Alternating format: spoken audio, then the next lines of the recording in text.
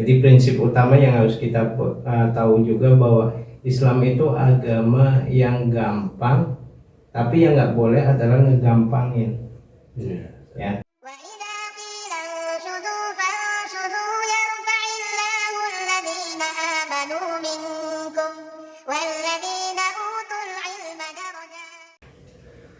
Assalamualaikum warahmatullahi wabarakatuh. Bismillahirrahmanirrahim. Alhamdulillahirrabbilalamin. Allahumma sholli ala sayyidina Muhammad wa ala ali sayyidina Muhammad. Teman-teman dimanapun berada, semoga kita semua dalam keadaan sehat walafiat dan aktivitas kita mendapatkan berkah dari Allah Subhanahu wa ta'ala.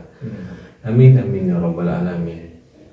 Alhamdulillah teman-teman semua, kita dapat berjumpa kembali dalam channel Media Barokah TV bersama Ustaz Fathur Razi. Teman-teman dimanapun berada, kemarin kita sempat membahas bersama Ustaz Fathur Razi mengenai ibadah haji dan umroh dan terkait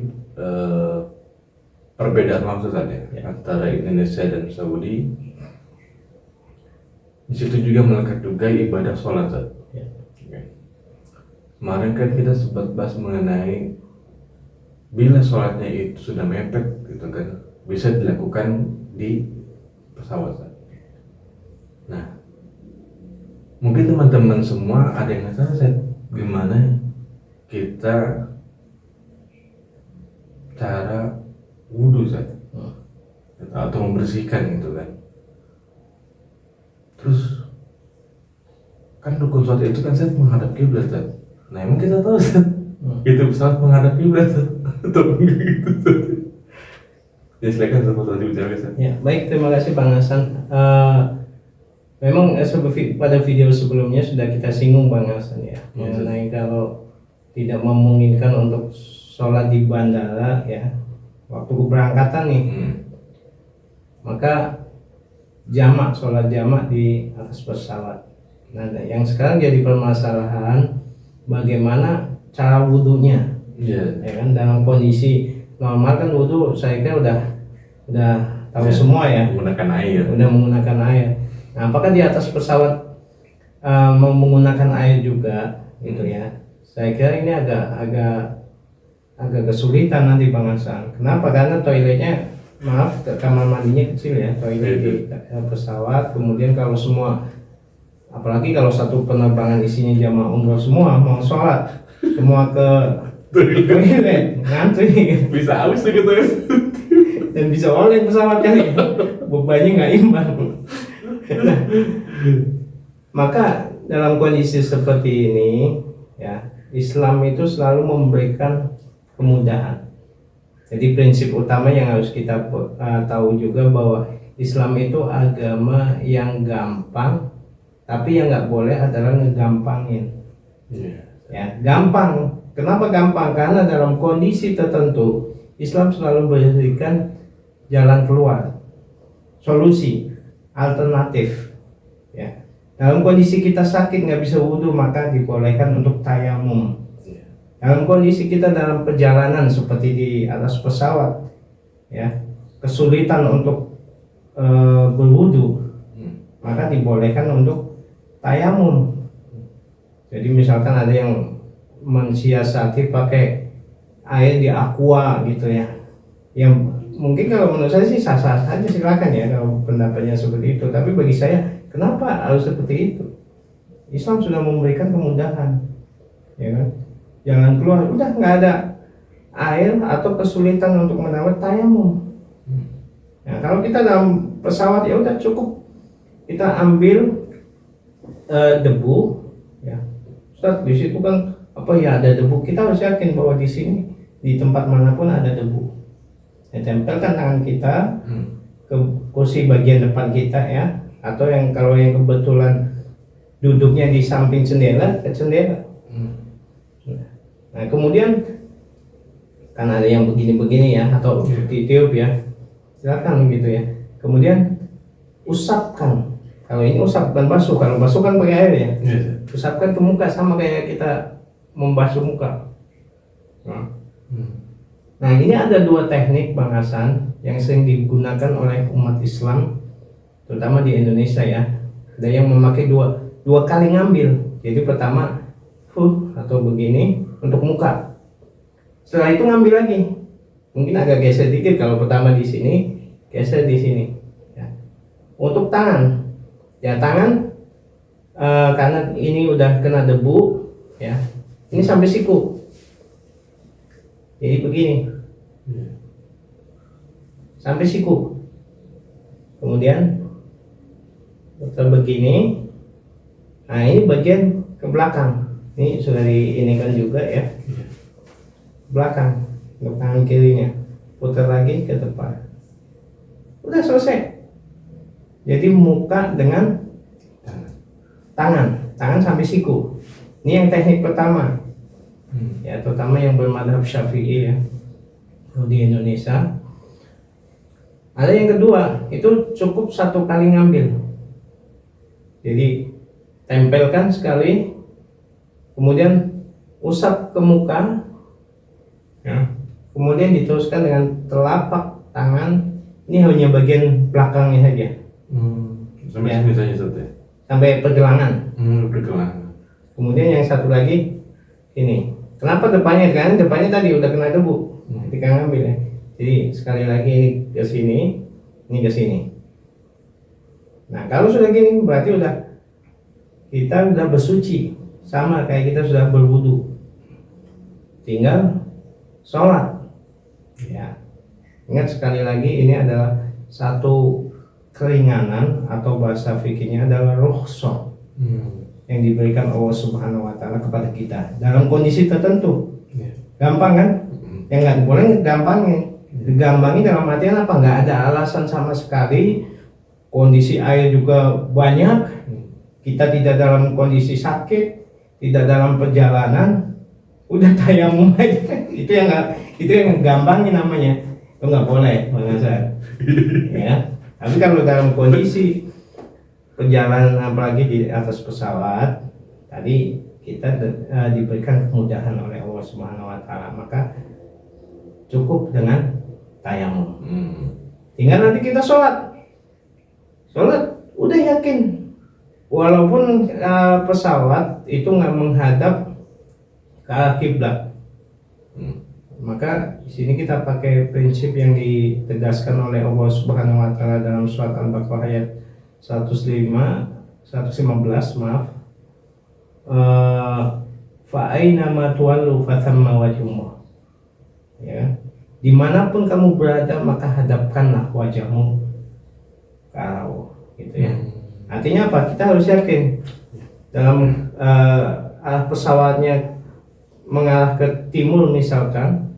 Jadi kita nggak harus berbalik begini rasa. Udah cukup menghadap ke arah pesawat. Ya. Termasuk ketika mohon maaf kalau di sebagian airline kayak Saudi Arabia itu menyediakan musola di belakang. Tapi nggak mungkin semuanya juga ke belakang gitu kan. Jadi ngambil Karena juga kecil gitu. Tadi cukup di atas kursi saja, kita sudah tayamum, tinggal angkat. Kita yakin bahwa kita menghadap ke arah manapun, itu disitulah kita menghadap Allah. Ya, Allahu Akbar. Ya. Kemudian sama seperti sholat biasa kita baca Al-Fatihah, kemudian sholat lain ya, mau Al-Kafirun, mau Al-Ikhlas, silakan gitu ya. Setelah itu ruku, Allahu Akbar, ruku, Sami'allahu liman hamidah, i'tidal. Sujudnya itu harus lebih rendah daripada ruku. Ya, jadi kalau misal ruku tadi segini, sujud agak bawain lagi pengasan. Ya. Kemudian duduk di antara dua sujud, sujud lagi, ingat sujud lagi, agak ke bawah. Setelah itu rakaat kedua. Ya. Kan kalau jamak kosor ya, diringkas yang dari 4 rakaat jadi 2 rakaat aja. Kalau yang sudah 2 rakaat subuh jangan diringkas lagi Bang Hasan. Cukup 2 rakaat juga gitu ya. subuh ya 2 rakaat. Iya. Udah masuk rakaat kedua sama seperti tadi, baca Al-Fatihah kemudian surat lain gitu ya. Nah itu rukuk lagi. I'tidal, sami Allahu liman hamidah, sujud agak ke bawah ya daripada rukuk. Duduk di antara dua sujud, kemudian sujud lagi. Setelah itu duduk ya tahiyat ya. Setelah selesai assalamualaikum warahmatullahi wabarakatuh, assalamualaikum warahmatullahi wabarakatuh. 2 rakaat misalnya sholat duhur. Habis itu sholat lagi sholat asar, karena apa? Jamak gabung sholat duhur dengan asar, misalkan di waktu duhur atau di waktu asar di belakangin ya, akhir gitu. Itu bangsa. Jadi intinya selalu Allah berikan kemudahan dalam kondisi tertentu. Ya teman-teman semua, Islam itu memudahkan, tapi jangan dimudah-mudahin. Atau kata Mas Ustaz itu, Islam itu gampang, tapi jadi gampang-gampangin. Udah banyak air, tiba-tiba nggak ada unsur sakit, ya kan? Udah, aku tayamum aja deh. Udah, aku sholat harus pakai diri deh. Duduk aja di kursi kayak tadi sampein. Cuman bedain aja udah antara ruku maju sedikit, ya kan? Terus sujudnya maju lagi, udah cukup. Gak bisa susah kayak gitu. Ini termasuk bagi yang mau langsung ke Mekah bangsanya. Ini buat pengetahuan para pemirsa juga, barangkali ada yang rute perjalanannya dari Jakarta Jeddah Mekah. Artinya dia harus mengambil mikot atau ihram ya.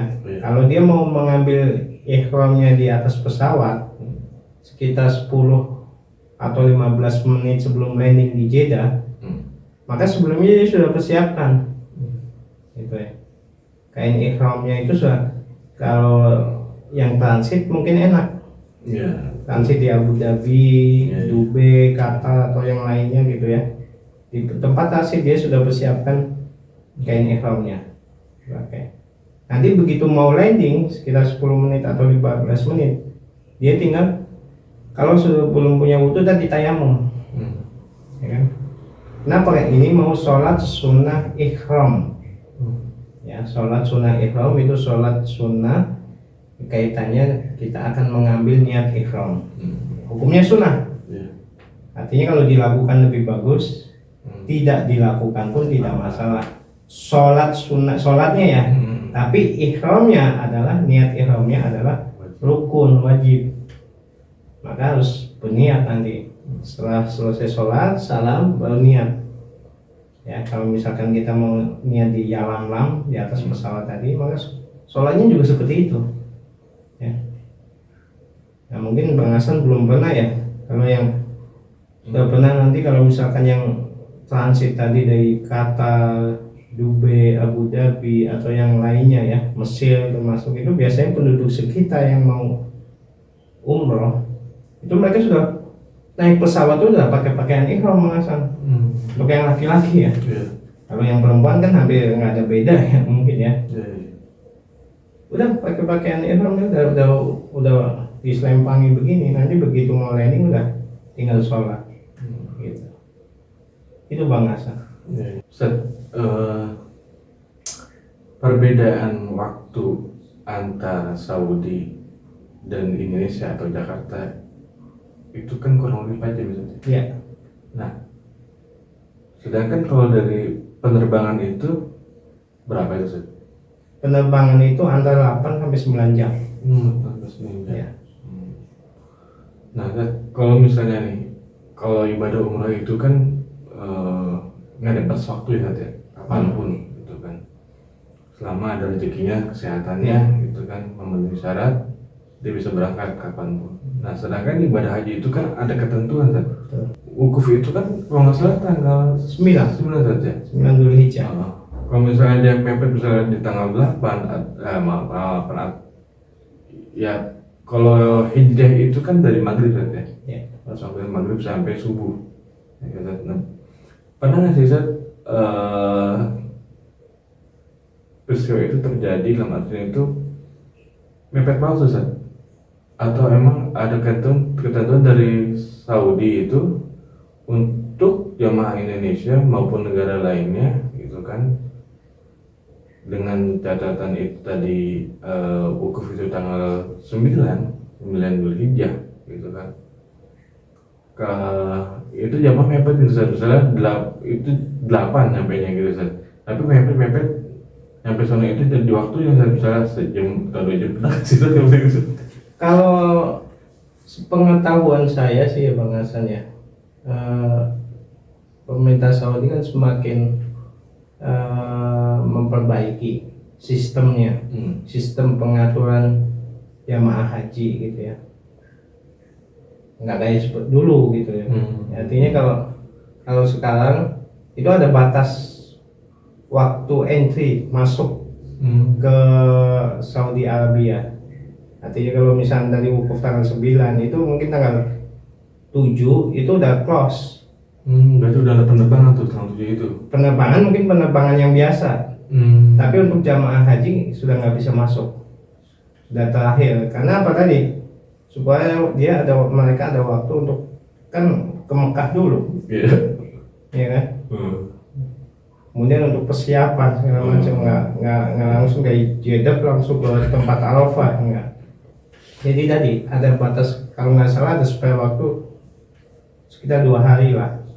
Ya. Sehingga nggak terjadi seperti yang Bang Hasan sampaikan tadi gitu. Ngerti gitu. Kemudian Mepet nggak? Dan jamaah biasanya itu walaupun wukuf tanggal 9 ya Dzulhijjah itu 8 malam itu udah berangkat menuju Arafah. Dan terkait perbedaan waktu kan tadi selisih sekitar 4 sampai 5 jam ya, tergantung musim ya. Musim kan di sana rata-rata di negara Arab itu 2 musim panas dengan musim dingin. Itu antara 4 sampai 5 jam gitu ya. Artinya kalau jamaah berangkat jam 1 malam, banyak penerbangan itu di dini hari gitu ya. Jam 1 malam dengan perjalanan sekitar 8 jam, berarti sampai di sana itu jam 9 pagi waktu Indonesia. Kalau dikurangi 4 berarti jam 5 pagi waktu Saudi. Sekitar subuh itu nyampe di Saudi gitu ya. Padahal sih berangkat tadi jam 1 malam karena ada perbedaan waktu tadi. Kalau jamaah langsung ke Mekah ya mungkin dengan urusan imigrasi segala macam mungkin memakan waktu 1 jam. Nanti perjalanan ke Mekah 1 jam ya sekitar berarti berapa 10 jam lah gitu. Nyampe jam-jam 7 nyampe di Mekah. Jam 7 jam 8 lah mungkin. Kalau langsung ke Mekah. Kalau ke Madinah dengan naik bis itu bisa 6 sampai 7 jam. Lebih lama lagi. Ya, karena posisi Madinah dengan Mekah dan Jeddah itu seperti segitiga sama kaki. Jadi di sini Madinah, sini Mekah, sini Jeddah. Jadi jarak antara Madinah dengan Mekah, ya, Madinah dengan Jeddah itu hampir sama. Sebenarnya Jeddah Mekah itu lebih dekat, sekitar 1 jam. Jadi persis segitiga sama kaki itu Bang Hasan. Berarti sama kayak ya ngambil banget sih dari Jakarta atau Indonesia menuju Saudi saja. Ya. Ya kan tadi kan Ustaz bilang kan ditambah dengan urusan imigrasi itu kan bisa 10 jam saja. Ya. Ternyata saya baru tahu tuh ya, dari Madinah ke Mekah itu bisa makan waktu 6 sampai 7 saja. Nah, itu dengan perjalanan bis. Iya. Ya, bis biasa ya. Kalau perjalanan sekarang kan ada kereta cepat itu jauh lebih cepat itu. Paling mungkin 2 jam. Ya. Paling lama. Mungkin saya agak aneh kan saja. Tadi kan kalau misalnya itu dia di atas pesawat saat tanpa mikot saja. Kalau laki-laki kan tinggal ya mungkin mereka berganti pakaian itu kan agak simpel saja. Nah kan mungkin teman-teman juga ada yang pikir, nah Kalau yang perempuan gimana ya? Justru kalau masalah pakaian ihramnya, perempuan lebih simpel Bang Hasan. Lebih simpel artinya ketika dia berangkat, misalkan baik dia direct ya dari Jakarta langsung Jeddah ataupun transit, ya udah yang penting kan perempuan ketutup semua auratnya, masuk kaki gitu kan. Tinggal mungkin yang kemarin saya sampaikan sarung tangan ihramnya ya pakai ya, yang menutup bagian luar telapak tangan, bagian dalamnya kebuka itu. Udah, sebenarnya nggak perlu ganti. Justru laki-laki yang lebih ribet ya.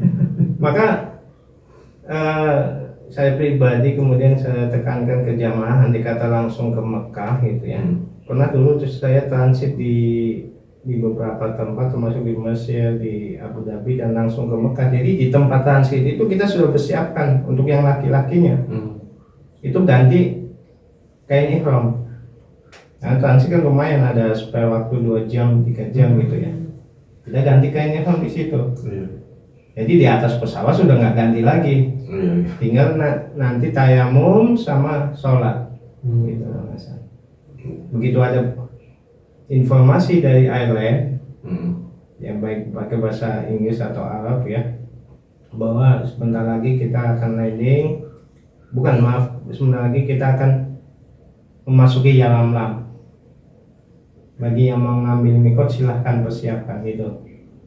Udah kita kasih tahu para jemaah untuk persiapan sholat ihram, sholat sunnah ihram mengasal. Berarti kita kalau dari Jakarta itu transit dulu saja ke Mesir atau ke Abu Dhabi atau ke Qatar tadi. Ada yang transit, ada yang enggak. Tergantung penerbangan. Tergantung airline lagi. Airline. Kalau kayak Saudi Airline, kemudian Lion sekarang itu udah direct langsung. Garuda itu langsung.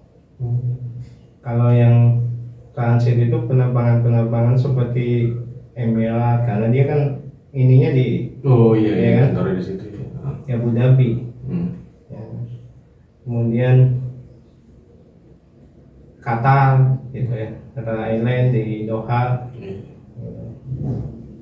Kemudian Egypt Air di Mesir gitu ya. Ya tergantung penerbangan.